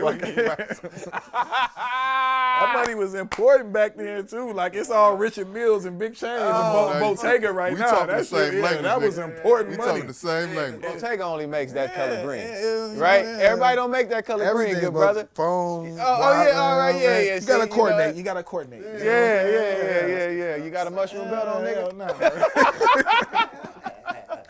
So Gerard, you know, yo, that shit, yo, bro. So I'm doing all my Zara and shit, and doing that. We shooting the show or whatever, and it's not going the way I would like it to go. You know what I'm saying? But now, once you're in the show and you're in the matrix of the show, then you really become that. You know what I'm saying? That's why I feel like I send my condolences. Not feel bad, but like. I feel how every person that's ever been on that franchise or whatever feels if they don't make it out of the franchise. You know what I'm saying? Because it's like your life is encompassed with that shit now. So whatever, we do that. I do Love and Hip Hop. Then like Mona like approaches me and was like, Berg, would you be down to kiss Masika on TV? I'm like, yeah, y'all got me with this whole other story or whatever with somebody, this 2 stories later, of course, this Masika ain't bad looking. And shit, I kissed her on TV and shit, it evolved into something else, you know what I'm saying? And now me and her was a thing on a TV show. So long story short, it was a bunch of bullshit on a TV show. And it ended, and then they tried to like murder me, like Mona and them tried to like paint me in such a bad way. It was just like, damn. And like, I was like, damn, I'm doing a TV show because I'm working with Puff or whatever. And in the midst of me doing a TV show, like how you said, good investments and niggas gave you opportunity, I was in APG and I did a hook to a fucking Poppin' Oak beat. And I named the song Nicki and Hitmaka. And I'm like, man, Nicki Minaj gonna work with me. I'm about to work with Nicki Minaj. Watch this shit, bruh. And then I go see Sounds at Glenwood Studio randomly. He was working with Esther Dean and her artist back in the day. And then my brother Doc was like, man, I just seen Nicki Minaj. She in the same studio. I did the song like a day before. I'm like, what? Go tell her I'm in here. Until I'm in here, they brought me in the studio to meet Nicki Minaj. I pressed play on a whole bunch of shit, and like literally, she took me under her wing like this, like and never let me leave the studio. I remember seeing that. I remember seeing it from the outside. I'm like, niggas like, what the fuck is Young Berg doing with Nicki Minaj? Like, but I'm talking about she had me like this, and was just like, my studio is your studio. If I'm not here, take over, do what it is. So I'm flossing it out to the max, nigga. Dope. I'm like, nigga, shout out to Nicki. Yeah. Shout out to Nicki, and shout out to people who give opportunities. Nigga, that was because everybody don't. Because niggas wasn't. But what's the crazy thing? I never said this story too, bro. After I played my songs for Nicki or whatever, and she was feeling me, and like she was like, yo, it's hard. She was like, this before like she was like, I ain't gonna lie, I've been fucking with you since this. And double clicked on her laptop and took the aux, nigga, and it was, give me the business. I was like, oh shit. Right. You never know who listens. Wow. But it fucked me up because I was famous before Nicki Minaj. So it like at that point, like you don't even think about that. You know what I'm saying? It didn't even hit me all together. Like, damn, I was really Young Berg and had that song before Nicki blew up. Yeah. So that shit was like crazy. And I'm like, damn, I'm doing Love and Hip Hop. I can say Nicki Minaj. Like, so Nicki was like, go ahead. You can drop my name. Like, we were doing great work. I probably did like 5 records on that album or something like that, but I was there through the whole process, through the Pink Print. And shit, from there, I leave the show, and it's dark again. I'm like, damn, like, I got my Nicki placements. Yeah, I got my shit going on, but damn. So I got this big-ass house in Chatsworth, like, and I kind of like psyched myself out. Like, I had a little money, you know what I'm saying? I ain't had no big money. I had like $100,000, you know what I'm saying? Maybe 150. But motherfucking, had my dad help me get this crib, and I'm like, yo, I'm gonna use this crib as motivation, cause I gotta pay these motherfucking bills. So I gotta work my ass off. I gotta get these placements, and I use it as motivation. And that time, we was in my crib, man, I had a bunch of bullshit furniture. I was living like a nigga, just girls everywhere, 7,000 square foot house. Just the bedrooms furnished for the most part, and TVs and a couch, but it wasn't fully decked out like how it was supposed to be. And I created a makeshift studio in my basement, and I had my engineer Ben with me, and he's now, I don't know who he's engineering now, but that was my guy. And Jeremiah came to my crib, and he was like, bro, let's work. So we started working, we in our vibe or whatever, we do like 8 songs. And I had a girl with me, and he had some company with him too. So now it's winding down, it's like 2:30. I'm like, hey fam, shit, let's wrap this shit up. You know what I'm saying? I'm ready to take it upstairs. He like, no, I got one more in me. I'm like, man, come on, bro, man, I ain't trying to do it. He like, bro, trust me, I got one more. He went in the booth, I put the beat up, he went in the booth and said, last night took a L, but tonight I bounced back. Wake up every morning there, and then I count. Yeah. I was like, okay, this hard. I took the shit to Big Sean, and it became Big Sean Bounce Back. Wow. And Big Sean was like, man, I love this record. Like, shout out to Metro Boomin. He co-produced on a record. Shout out to Smash David. So he's like, I love this record. I don't know what it's gonna be, but man, maybe we should just throw it out there and just see if I'm like, I don't give a fuck, nigga. Like, throw that shit. He like, hey, bro, do you have a tag or anything you want to put on the song? I'm like, after all these people been taking it off. He asked you about your tag. At his house. He like, you got a tag, bro? I'm like, yeah. I went and said my tag. Nigga, that shit, he put that shit out. Shit took off like a rocket, nigga. Shit like 7 times platinum now, nigga. His biggest performance song sent by himself as a solo artist on Hot 100. That shit went like number 2. Shit had the Super Bowl commercials. The shit had everything, nigga. You had a nigga. Super Bowl commercial? Hell yeah. Shit. And that was the start of it. And I'm like, oh, we rolling.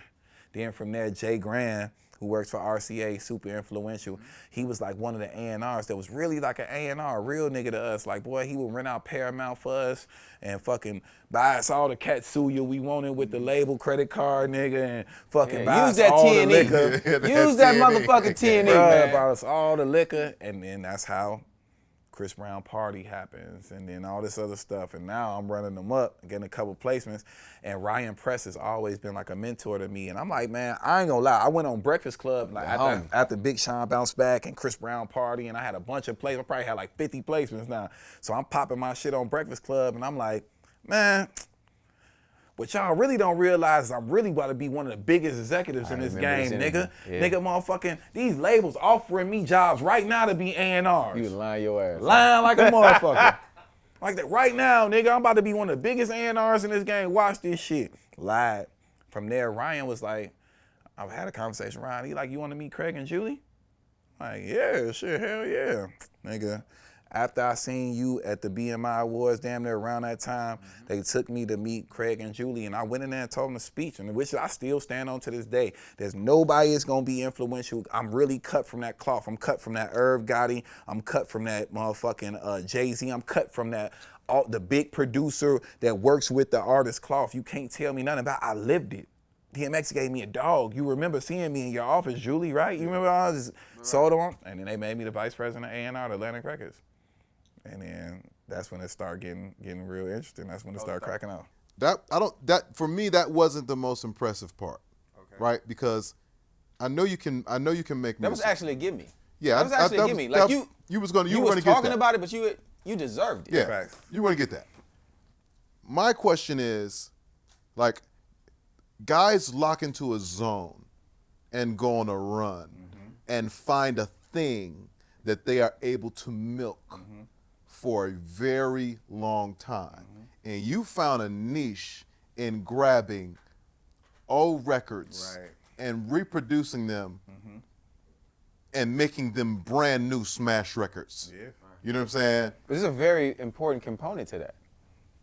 This guy worked directly with the guy who did it before.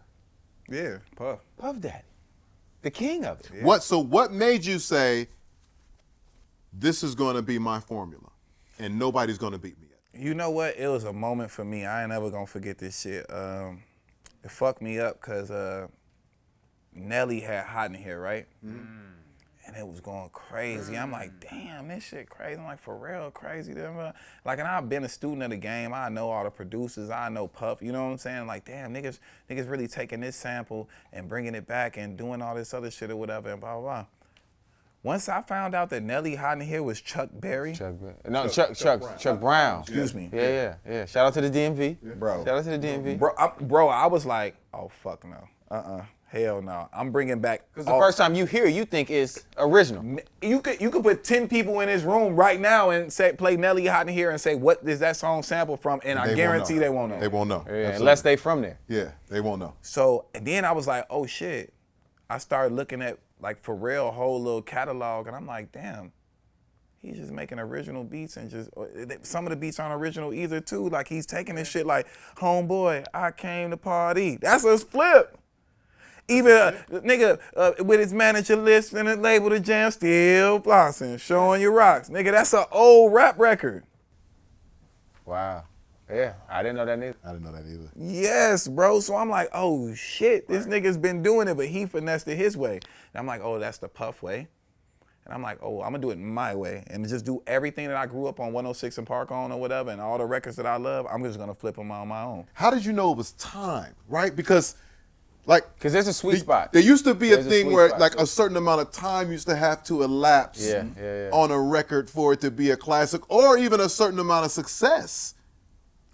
Now, You're not flipping all platinum records. Nah. You flipping just whatever got that essence to it that you with the feel to it. Yeah.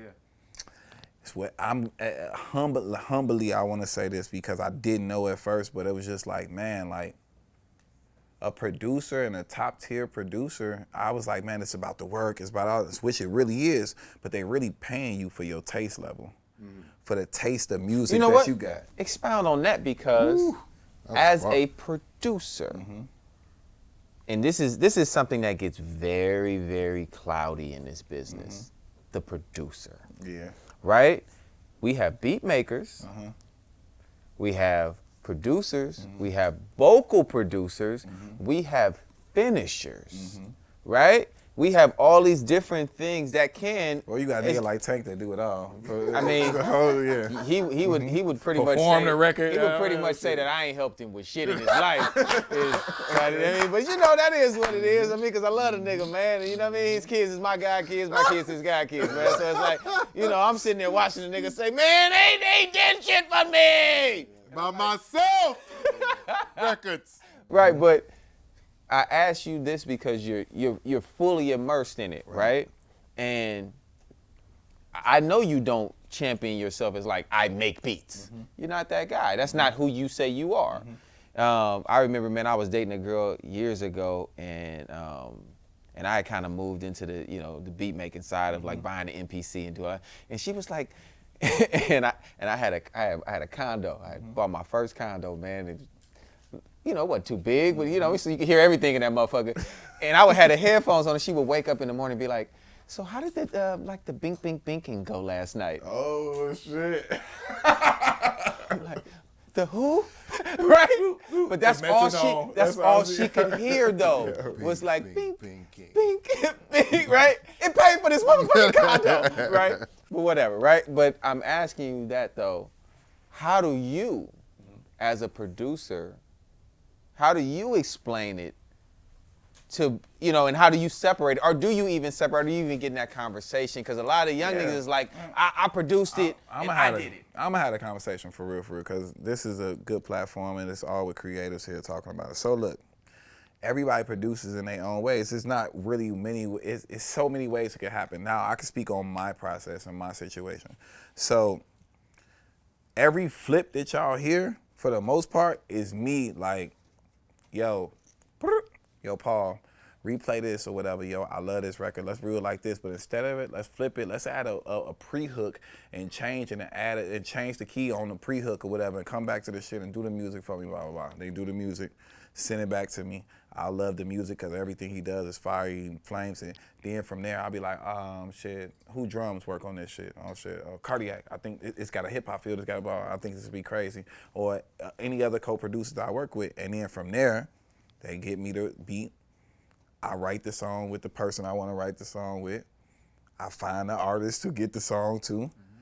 I push the artist to do the song, get through the song. Then I take the record to Jason Joshua and mix it, and that's the end of it. Now, if it's something else, like I've also... An amazing mixer is very important. Yeah. Shout out to Jason Joshua. You gotta have that. Yeah, absolutely. You gotta have that. Shout out to Ruben. You know what I mean? Ruben's in the, he's somewhere around here. I think he's laying down the carpet. You know what I mean? He's grounding right now. Okay. But yeah, like, please finish. That's my bad, but I wanted to shout these guys out because they're not always spoken They don't always about. get the glory. Yeah, shout out to Source, my engineer, and all that shit too. So that's one way. Another way is I just have creative energy with people. They might send me a beat pack or whatever, and then I'll go and I'll write the song and I'll rearrange your beat or whatever and take this, and your outro that you had is really the intro and it's really the pre-hook and just put together a puzzle like that. So I think that real producing to me is you finish it. You start to finish. You in it from the beginning of the concept to whether it's a beat that's sent to you and you like, all right, bet. Well, maybe can we change this around? And you get with Tank and you get with J Valentine. You write the hit record. And then Tank wants it to be his single, and not cool. If not, then we give it to somebody else, and I got to get them to do it. And I mean, shit, I did it with Tank on, which I'm mad at Atlantic, man. A Dirty remix, man. That shit was super fire, man. Golly. But we did it together. We worked on several records together, so we know the vibes. Yeah, I think it's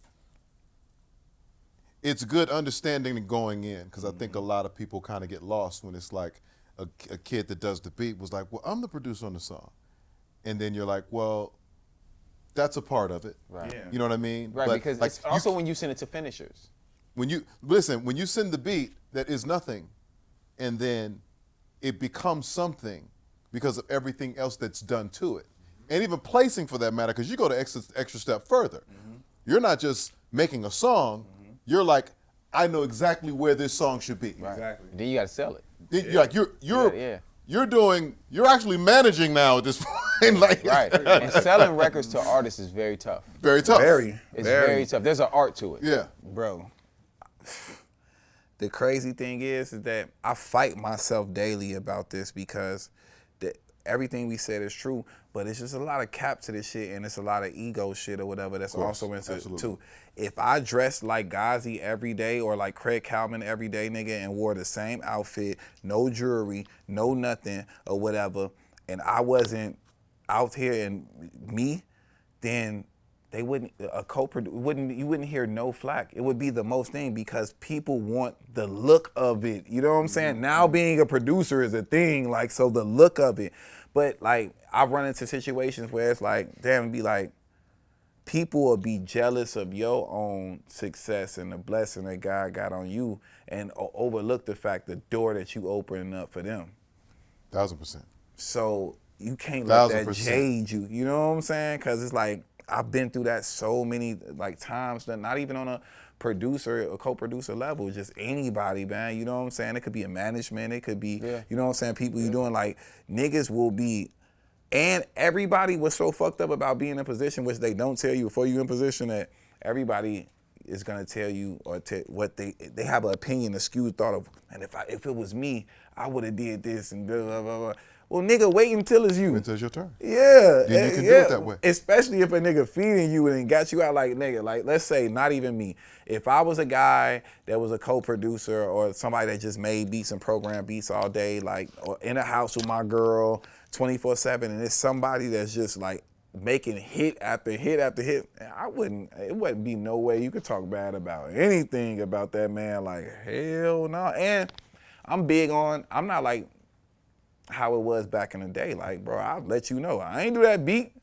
He programmed that beat. I did this, that, and third. Everybody gets their same credit. Right, you know what I'm saying? right, Like, so it don't really like, it don't really bother me, but it's like, you don't come across them issues and start feeling like that till you winning. Like, I ain't gonna lie, like, before I came and did y'all podcast, like, I got a plaque like this big that just came to my crib, bro. I'm over 100 million records sold, bro. You know what?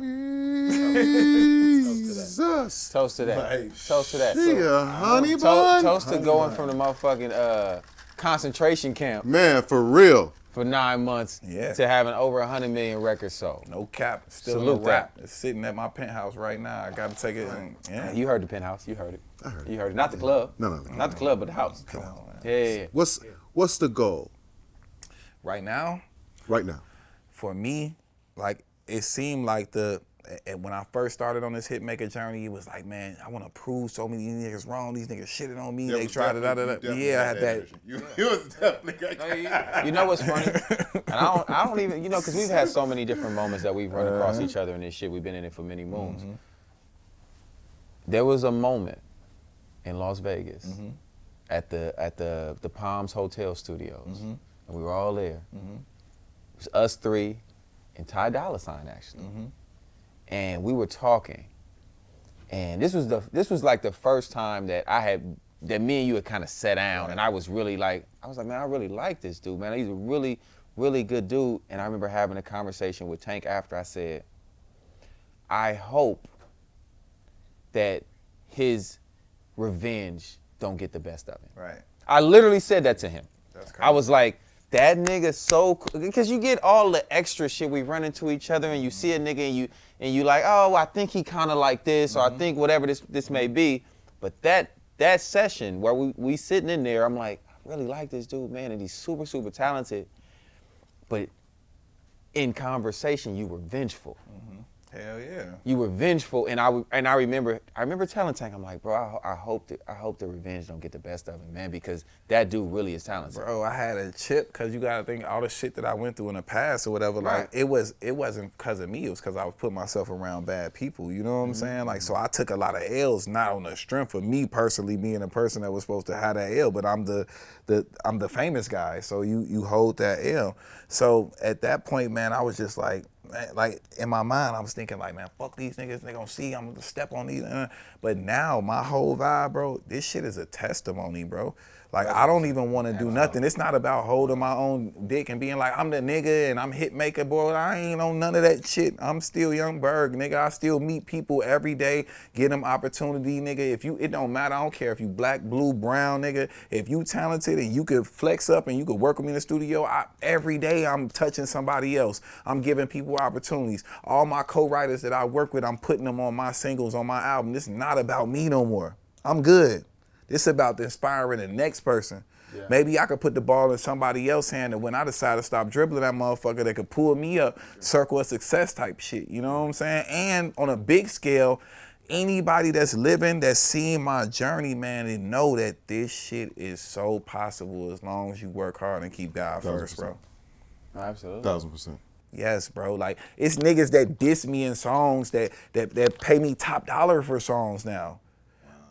but not even like the diss, because like whatever happened, it was a relevant punchline in. But you gonna stop and not get your money and go work and do all this other shit because the nigga felt on my way? You have to strip all that shit down, like, man, and just be like, who's next? Like, look at this. Look at what God blessed me with. Let's not even Don't block your blessing. focus on let's not focus on no bullshit or whatever, man. Let's be a light. Let somebody be inspired by you. Let somebody feel like, man, I could take it there. Yeah. Because it's possible. And I say that to circle all the way back, like the chorus, right? Mm-hmm. We all have a story. Mm-hmm. We all have a gang of L's. Nah, for sure. But it was all par for the course.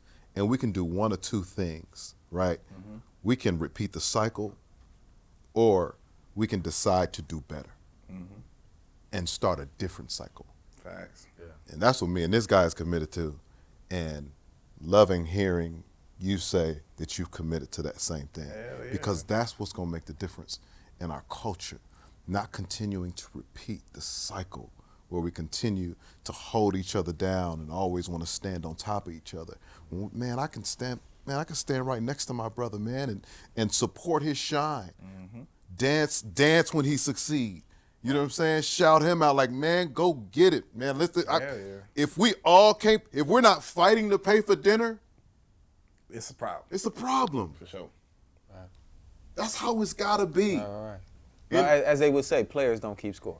Man, man, that's the best thing you said all day. I swear. This No, shit. it's real. I'm living it, bro. That's real. I'm And it's a different level of maturity, right? It's a different level of maturity to say, yeah, like, okay, nigga got that off. You know what? It's bigger than that. Hell yeah. Cause it's like, even like now, like I just see the plan and the plot being so bigger. Like, man, like you gotta think, bro. I went from, I'm not gonna say lying, but I was technically lying, but speaking about being executive on the Breakfast Club and like seeing my life prior to that, like I always looked at the Berry Gordys and the L.A. Reids and all these different people, whatever. But now it's like, who better to be inside a building than me? Like, what are you talking about? I've been the artist. I've been through the worst thing an artist can go through. Nigga, I went through being canceled before being canceled was a thing. Right. Like, I went through everything possible, and I'm still one of the biggest in the game, relevant, making music, churning out this shit. Like, I had 227 placements last year. That was year six of my run. Like, 227 plays. So you was pretty much placing a record almost every day. Damn near. Like, but Tank, no, all we do is go to the studio. I don't got no kids. I don't got no job. This is my job. This is my life. So Can you believe this is your actual job? Like, when you look at it and you wake up and you're like, yo, this is really what I get to do every day. Like, I don't think that collectively in this business we ever truly take those times unless somebody reminds us to say, bro, you get to do this every day. This is the blessing of all blessings. It is on a big scale, like that shit, like it's no way to be replaced or whatever. But that thought kind of inspired me some. So I'm working for Atlantic or whatever, and then it's like I'm lost into the sauce, and I'm like, man, well, you know, cause the deals I had over there at Atlantic, like I really went in, like, man, my success and like my people set me up. Everything was Gucci. But I realized that they wasn't trying to make me a boss. They was just wanted the records from me. You know what I'm saying? Like, we cool. Mm-hmm. And then I was like, damn, like, I was watching everybody else's trajectory and see how people, you know what I'm saying, the shit go like this or whatever. Like, and I was like, damn, well, this producer or this songwriter kind of took a dip because he only focused on himself. He didn't work with everybody. That's why I was like, I'm not singling myself out. I'm not only working with 3 niggas. I don't care if I get an email or a text or somebody hit me on Instagram. They got some fire shit, nigga. This what we on. Yeah. We gonna work with everybody in the game. And, you know, Atlantic, I was able to be on both sides of the fence because, like, I'm still an artist, I'm still a creative, but I'm in these executive meetings and I'm seeing things. And we kind of we came to a part in the ways, which we did a damage, like several #1 records, hella millions of records together. And L.A. Reid, I met speaking of L.A. Reid, happy birthday, L.A. Reid. I met him and I always looked up to him. Tricky Stewart introduced me to him formally or whatever. And he was just like, so like, with me. He was just like, man, you that nigga. Like, this is what it is. And he like, man, bro, I don't even really got it like this or whatever. Like, but I want to give you a label deal. And I believe in you. And I want to make sure you get the money. And I'm working for Atlantic at this time or whatever. And they ain't offering me no label deal. Like, I putting up hits. I already did number ones for niggas and all type of shit. They ain't come to me and say, no, here go a label deal. We think of that. So LA offered it to me, and I loved LA. And I'm like, man, this nigga is amazing, man. Like, I want to be around this guy. So I go back to Craig, and I'm like, hey, bro, LA offered me a label deal.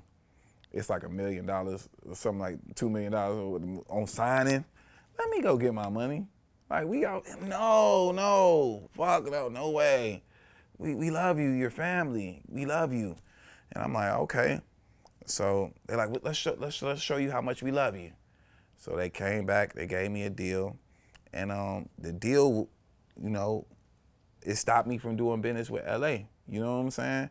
And because I was already locked in Atlantic and the deal was cool, you know what I'm saying? I took the deal, it was an interesting time or whatever, and it was a good deal, you know, but it wasn't what I was worth. Well, this what happened.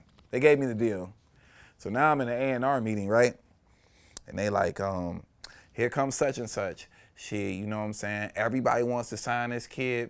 He has a bidding war all over. Columbia is really heavy on him, or Republic or anybody or whatever. They got their offer in now, blah, blah. He wants $9 million. He's got one song. He doesn't have a mixtape, but it's the biggest viral shit in the world. Mm-hmm. So he come in, he don't perform, he don't do nothing. It don't wow me. And these niggas was really sitting there talking about giving them $9 million. And then you realizing what your deal was. Yeah. He said, yeah. I'm like, excuse me? Like, wait, what? And I done sold millions of records. I done been here for 4 years. Like, what? Right. This was like the end of my contract, so it was like 3.5. Come on, man. Like, I did the ones, the big records. Like, shit. And y'all went and told me, we gonna show you how much we believe in you and how much we care about you, because you're a family, because you've been with us. So from there, I never forget this shit. I left the office that day and I went back to the hotel, and then shit, the next day, the A&R meeting kept going. I ain't show up. So like they all calling me, they all like summoned me to the office. I go there, you know, I was super close with Lon Ray, and I still love all these people to the day, because there's nothing bad about this story. I'm still very successful. It is what it is. So they like, what's the issue? I'm like, I don't feel like y'all believe in me like how you're supposed to, whatever. We breaking down different stuff. And they were like, well, what do you want? I was like, if you really believe in me, y'all paying $12,000 a month for me to be in a studio without paying my engineer. I want my own studio. Do what L.A. Reid did for Tricky Stewart and back when he was on fire, or do what y'all did for DJ Drama, or whatever you want to outline it as. Believe in me, because I know when Tricky put me on game, he said, well, shit, when L.A. left or whatever, I kept my studio. It was my studio. Can't take it. So I'm like, believe in me in that type, invest in me in that type of manner. And it was like, how much you think that shit is gonna cost? And people was like, oh, like 4 or 5 more million. You know what I'm saying? I ought to do it in LA, to do it the right way, the way he would want to do it. 3 million, 4 million. And shit, they were like, all right, bet, we gonna get back to you and see how this work or whatever for you, and we gonna make it happen. We believe in you, our guy. And they never made it happen. So from there, I was like, damn, L.A. Reid, even after I dubbed the deal and I couldn't take the $1 million from L.A., this man somehow turned my $1 million into a song deal and still gave me the $1 million. Still wanted to do business. Yeah. Like, you can't come be a part of this shit? Here. I'm still going to give you the same amount of money I was going to give you to do that for this. I'm like, that's a real relationship. You know what I'm saying? I'm like, damn, this ain't what I think it is. So from there, they never hollered back. And my partner, Chris Sean, who's amazing, who I do all my records with or whatever, super dope. we had a group we still have a group, and he was like, man, can you see if you could go meet Ghazi or whatever and get us a deal with Empire? I'm like, yeah. So I reached out to Ghazi. We go up there, and Ghazi was like telling me a bunch of different stories of his past, because I didn't know that he worked with Atlantic that tough too, you know what I'm saying? That he started all the records and this, that, and the third. And I was like, oh, really? So then once he got that transparent with me, I got to be even more transparent with him about my situation or whatever, what was going on. And I was just like, yo, like, because they had put my back against the wall. Like, you don't even understand. Like, they had basically put a bounty on my head. Like, oh, you ain't happy? Pay this number and you can leave or not. And the relationship was already so muddy, you know what I'm saying? After I was like, damn. So I told Ghazi what the number was. I'm like, bro, like, shit, they want to, they saying I got to buy myself out with this or give them the money back myself. And I was going to give them the money back. My dumb ass, but one of my mentors, my OGs, chimed in on me and said, nigga, you in the music industry, you don't get no motherfucking money back.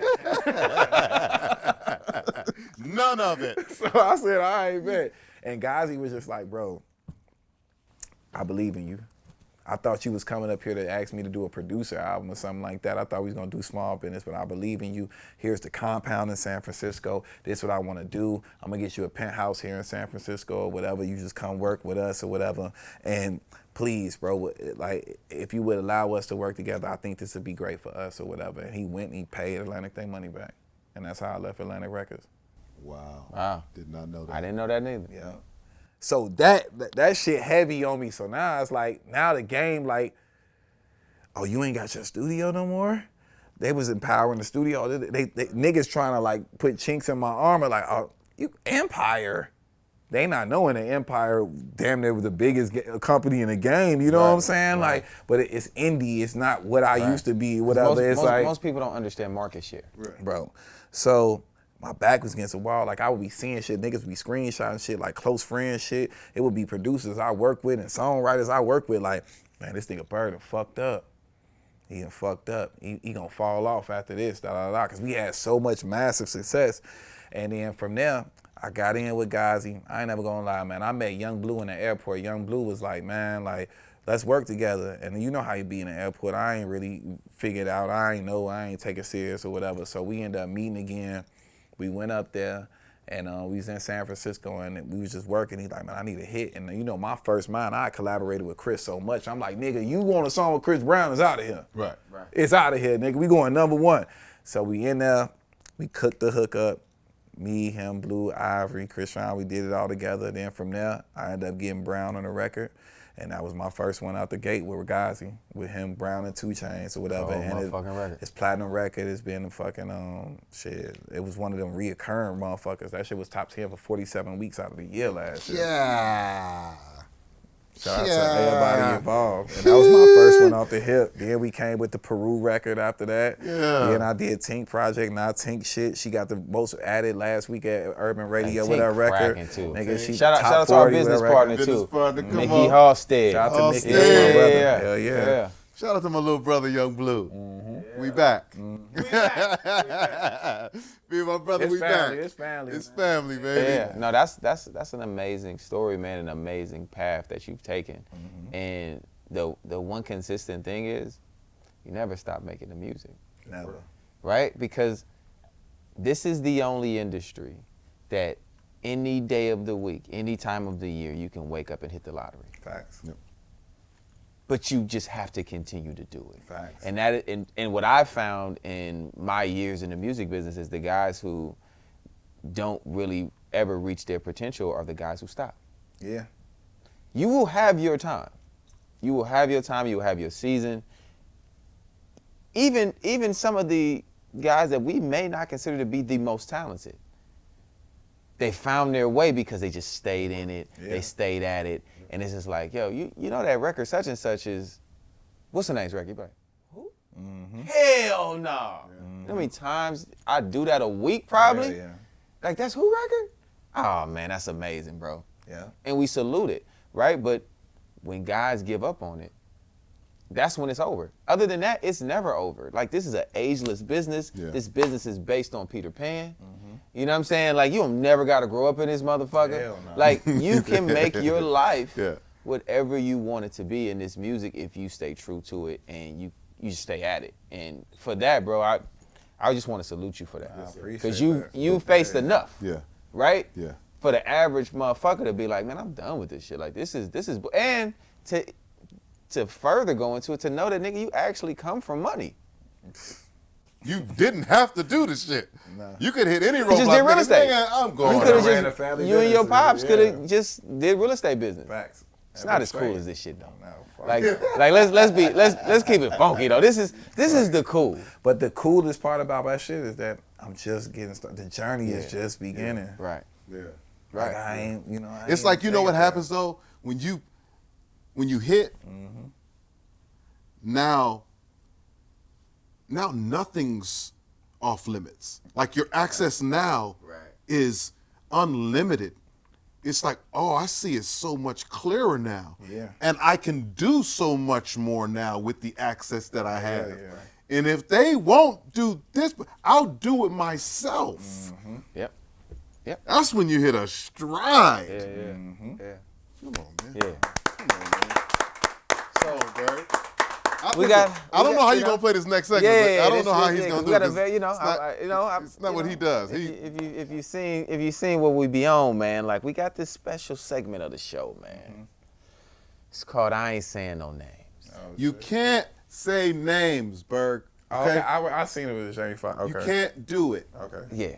So the story can be funny or fucked up, or both. But you can't say the actual names of the people. You can say shit around it that a motherfucker try to figure some shit out, but you can't say their names. Young Berg, Hitmaker. You can't say it was me and nigga somehow I end up in the room with Nah, you can't. You know what I mean? I mean, I know you got some fucked up stories, nigga. What was Jamie? What was the last guy? Anybody that y'all think? What was it? Foxes started off. We're in this hotel room, and this woman is doing cocaine. With a famous actress. I'm not doing cocaine. She's doing cocaine. I'm not because of my religious beliefs. That's how his starts off. We need something good, man. We need a legendary Hitmaker story, man. Without the names. Oh, shit. Without the names. I'm trying to think, man. Come on, man. Tap into your ecstasy and shit, man. All right. Okay.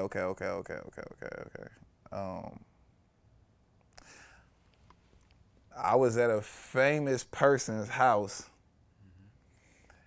and I was working with a bunch of other famous people before they were famous. You know what I'm saying? Like everybody was on the come up or whatever. We in Hollywood, blah blah blah, and the famous person who house it was wanted to have a meeting with me. So I go to the living room or whatever. But there's another famous person with him that's a lady that's giving him a hand job under the covers of the like he's sitting on the couch or whatever. But During the meeting? During the meeting, like and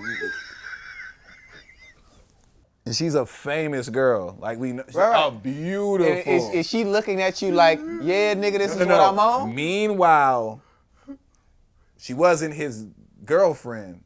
The famous girlfriend is also in the house while this is happening too, just floating around. In the meeting. Yeah, in the meeting. So he's talking to you though. Like how we talking right now, boy. He getting a full hand job, and his eyes ain't left contact with me. You are not allowed. You are not allowed to look at me while you are getting a hand job. But did she look at you? No, they was in their own thing. I think they were on some enhancements. You know what I'm saying? You can't look at me because somehow I'm going to feel like I'm part of the inspiration. I don't want it. Yeah, I that was wild. Did you get a deal out of that? No. No. He didn't get a happy ending. Nothing happened. It was whatever. That's I would. That is the entertainment industry. I for guarantee you. That is. Listen, ladies and gentlemen. Ladies and gentlemen, I am Tank. I'm J Valentine. And this has been Hitmaker. Yes, sir. On the R&B Money podcast. Emphasis on Hitmaker. In Absolutely. this motherfucking building.